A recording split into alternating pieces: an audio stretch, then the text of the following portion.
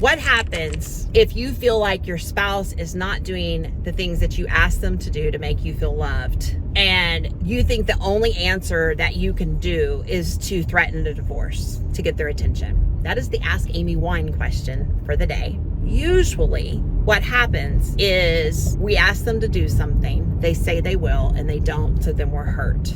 And one of the things that happens when we're hurt is we threaten, I'm just going to walk out. Like, I've asked you, I've been blunt about it. I say I need you to hold my hand while we're watching TV, that would be nice if you touch me in that way. And maybe your spouse, it isn't their natural love language, so there's not like natural for them to do, but still they've said they would, and then they show no intent. It just makes you feel worse and worse and worse, right? That's the conversation where you got to start saying how it makes you feel when they don't. But a lot of times we don't know how to throw a boundary or a consequence on that without saying, I'm going to leave. That's it. You don't do it. You don't love me. You don't care about me. If you did, you would hold my hand and I wouldn't have to remind you. So I'm going to get a divorce. Well, then it gets better for a little bit, and then we go right back to our natural tendencies. Here's the problem with throwing the D word out. So first of all, this is a deeper problem than we're going to answer in this video, but we should do a whole series on it in Thrive Life TV. I'll put that on the schedule, so be looking there for that.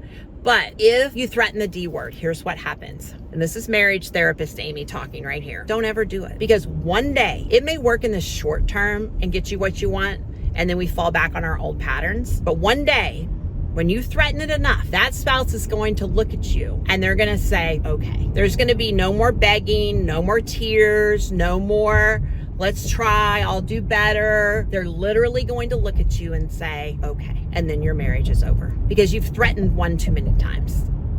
You can never, ever, never threaten it if it's something that you have vowed to do for a lifetime. Because the minute you threaten it, and I used to threaten it all the time.